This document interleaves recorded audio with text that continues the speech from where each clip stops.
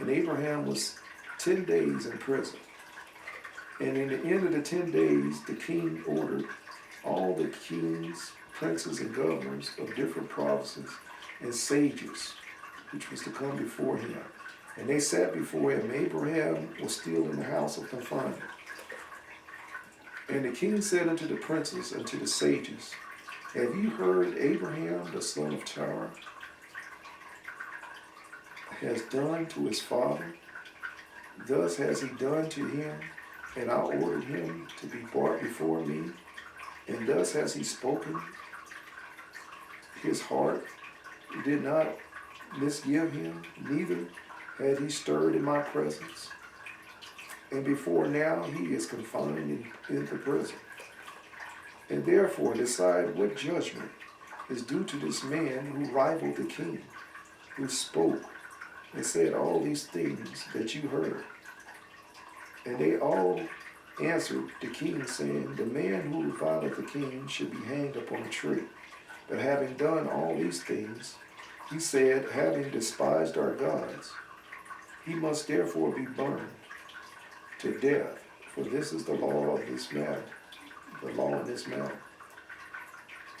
If it pleaseth the king to do so, let them order the servants to kindle the fire both night and day in the great furnace, and he will be cast, this man, into it. And the king did so, and he commanded the servants that they should prepare a fire for 3 days. Here we go with this 3 days and 3 nights.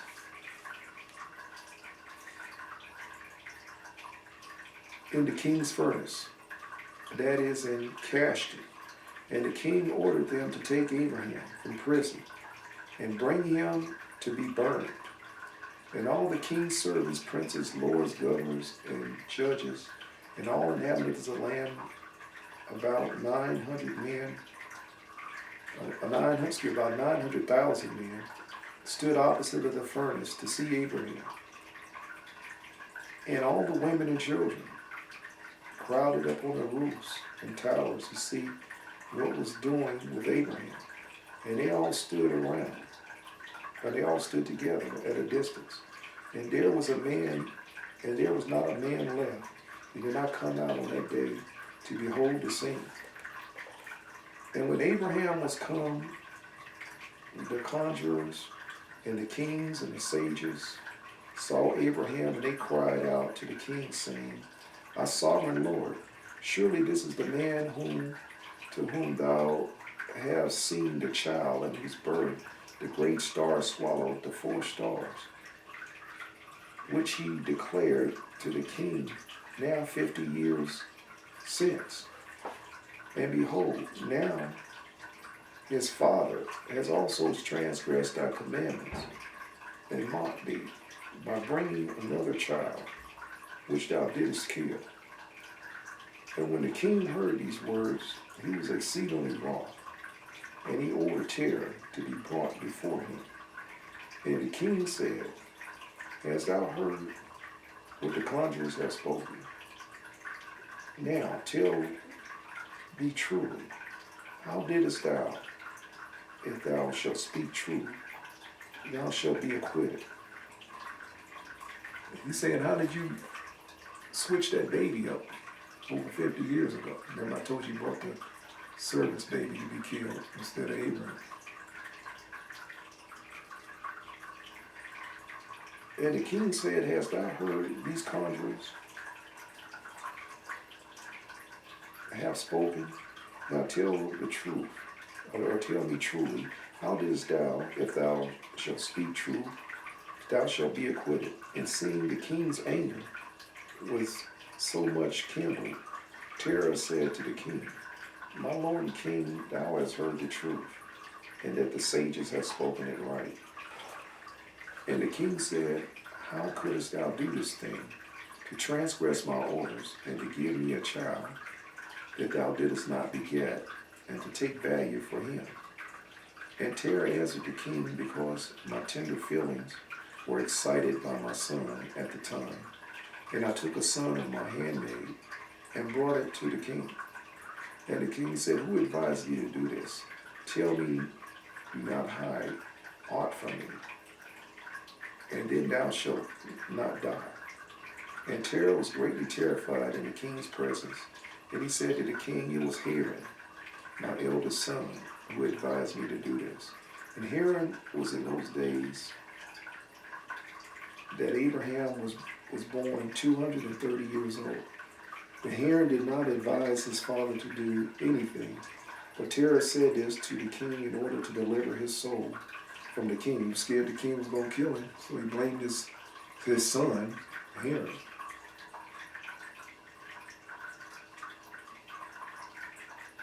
From the king, for he feared greatly.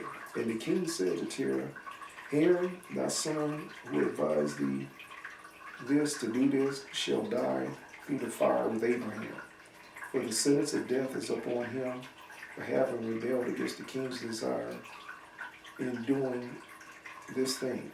And Haran at the time felt inclined to follow the ways of Abraham, but he kept it within himself. And Haran said in his heart, behold, now the king has seized Abraham on account of these things which Abraham did. And it shall come to pass that if Abraham prevail over the king, I will follow him. But if the king prevail, I will go after the king. And when Terah had spoken this to the king concerning Haran his son, the king ordered Haran to be seized with Abraham. And they brought them both, Abraham and Haran his brother, to be cast into the fire. And all inhabitants of the land and the king's servants and princes and all the women and little ones were there standing that day over them. And the king's servants took Abraham and his brother, and they stripped them of all their clothes, excepting their lower garments, which was upon them. And they bound their hands and feet with linen cords. And the servants of the king lifted them up and cast them into the furnace. And the Lord loved Abraham, and he had compassion over him. And the Lord came down and delivered Abraham from the fire. He was not burned. Now remember the story in Daniel of Shadrach, Meshach, and Abednego thrown by another king of Babylon, Nebuchadnezzar, into a fiery furnace. And the Lord came down and delivered them. But Abraham was first. Abraham was the first to go into a fiery furnace and be delivered by God. Long before Shadrach, Meshach, and Abednego.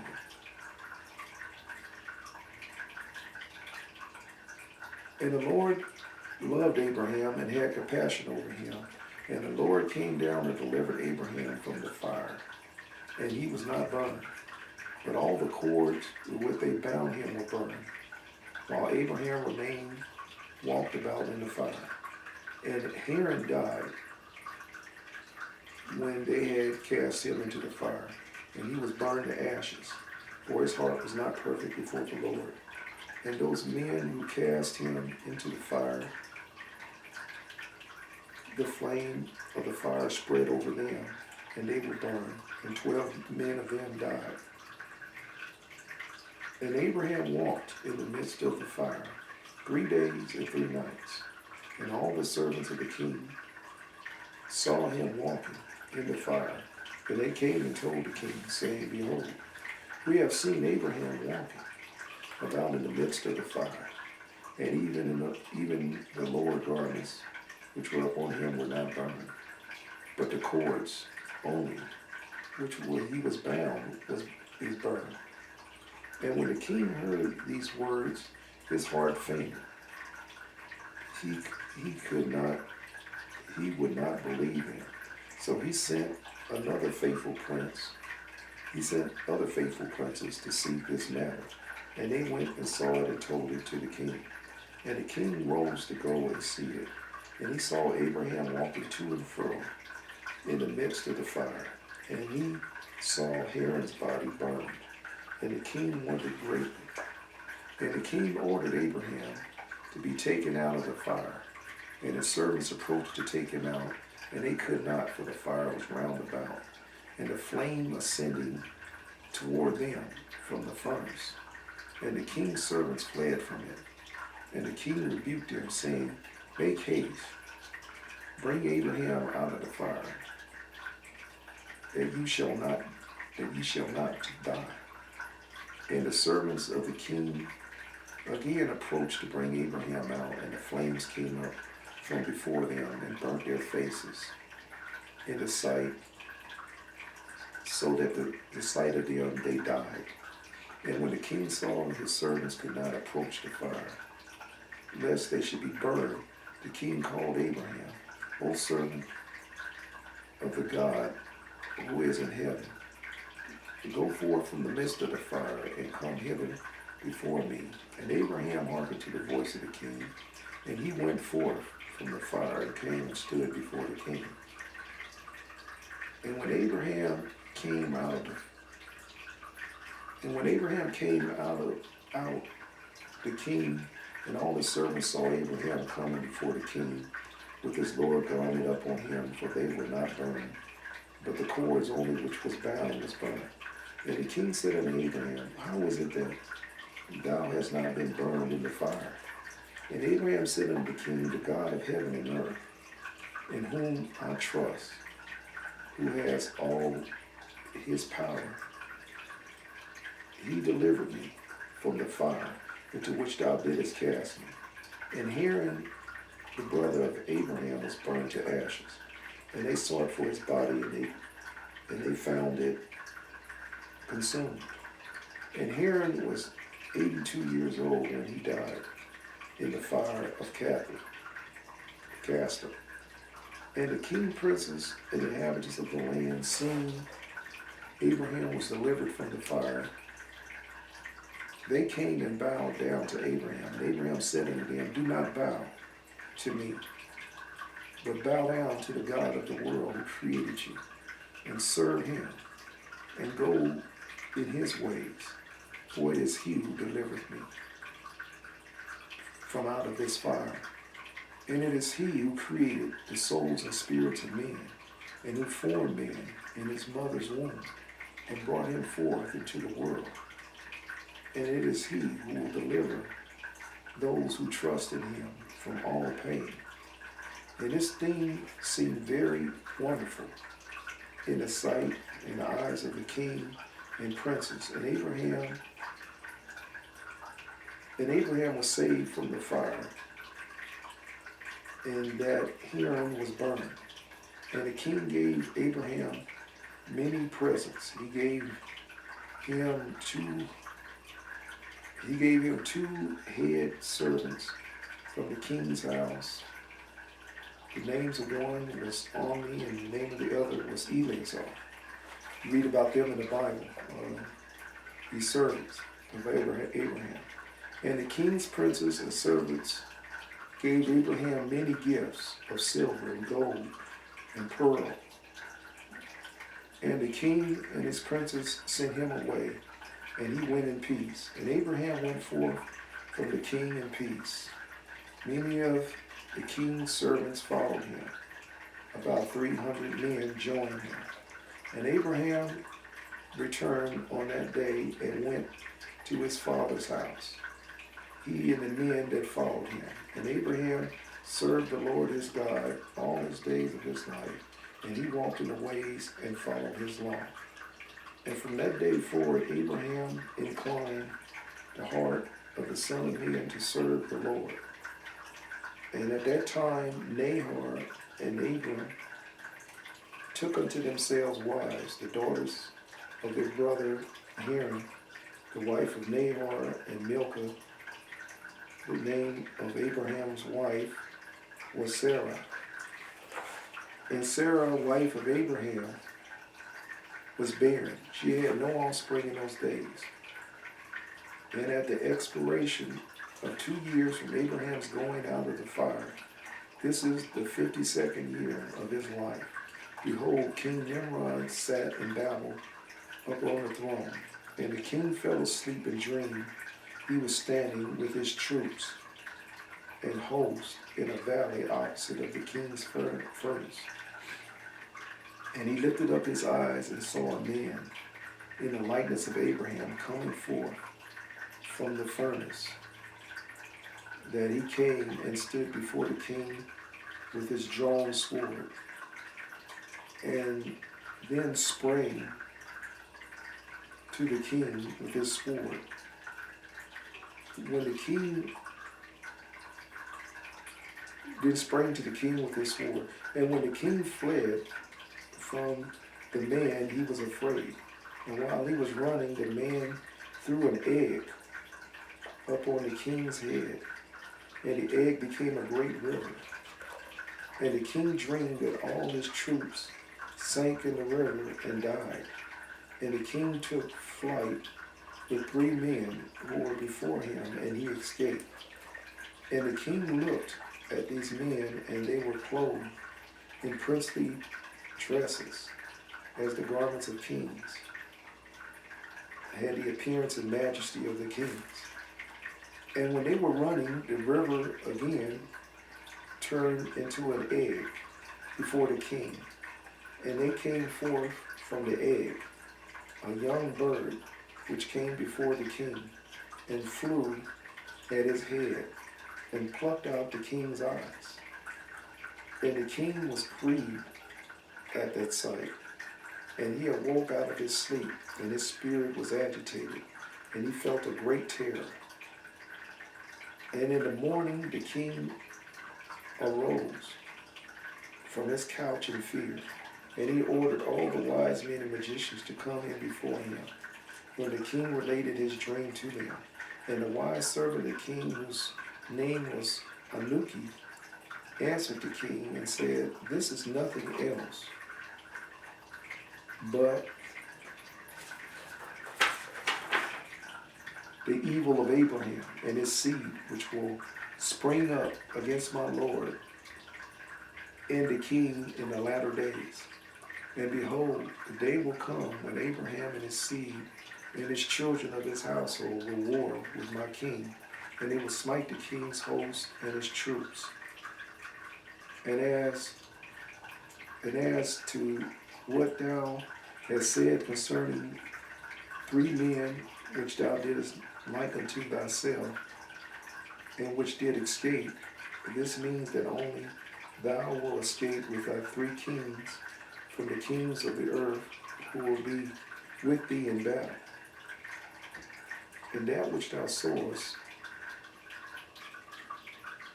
on the river, which turneth to an egg, as it is the first young bird plucking out thine eyes, this meaneth nothing else than the seed of Abraham, which will slay the king in the latter days. This is the king's dream, and this is the interpretation. And the dream is true, and the interpretation which the servant has given thee is right. Now therefore, my king, surely thou knowest that it is now 52 years since the sages saw this in the birth of Abraham. And if thy king will suffer Abraham to live in the earth, it will be to the injury of my Lord and King. For all the days that Abraham liveth, neither thou nor thy kingdom will be established. For this is known formerly at his birth, and will not my king slay him, that this evil may be kept from thee in the latter days? And Nimrod hearkened to the voice of Anuki, and he sent him to his servants in secret to go and seize Abraham and bring him before the king to suffer death. And Eleazar, Abraham's servant, whom the king had given him, was at that time in the presence of the king, and he heard what Anuki had advised. And the king, and what the king had said, and he caused Abraham's death. And Eleazar said to Abraham, "Hasten, rise up, save thy soul, that thou mayest not die through the hands of the king. For this he did see in a dream concerning thee. And thus did Anuki interpret it, and thus also did Anuki advise the king concerning thee. And Abraham hearkened to the voice of Eleazar, and Abraham hastened and ran for safety for the house of Noah and his son Shem, and he concealed himself there and found a place of safety. And the king's servants came to Abraham's house to seek him, but they could not find him. And they searched throughout all the country, but was not able to be found. And they went and searched in every direction, and he was not to be met with. And when the king's servants could not find Abraham, they returned to the king, and the king's anger against Abraham was stilled, and they did not find him. And the king drove from his mind this matter concerning Abraham. And Abraham was concealed in Noah's house for 1 month, and the king had forgotten this matter. But Abraham was still afraid of the king. And terror came to see Abraham his son secretly in the house of Noah, and terror was very great in the eyes of the king. And Abraham said to his father, Does not thou know that the king thinketh to slay me and to annihilate thy name from the earth by the advice of his wicked counselors? Now whom hast thou here that thou hast thou in this land? Arise, let us go together to the land of Canaan, that we may be delivered from his hand. Hast thou perish also through him in the latter days? Dost thou not know, or hast thou not heard that it is not through love that Nimrod giveth thee all this honor, but it was because of the benefit that he bestowed all the good of it was only for his benefit that he bestowed all this good upon thee. And if he do unto thee greater good than this, surely these are only vanities of the world. For wealth and riches cannot avail in the day of wrath and anger. And therefore hearken unto my voice, and let us arise and go to the land of Canaan, out of the reach and injury from Nimrod. And serve thou the Lord who created thee in the earth, and it will be well with thee. And cast away all these vain things which thou pursuest. When Abraham ceased to speak, when Noah and his son Shem answered Terah, saying, True is the word which Abraham has said unto thee. And Terah hearkened to the voice of his son Abraham, and Terah did all that Abraham said. For this was from the Lord, that the king should not cause Abraham's death. Okay, so I'm thinking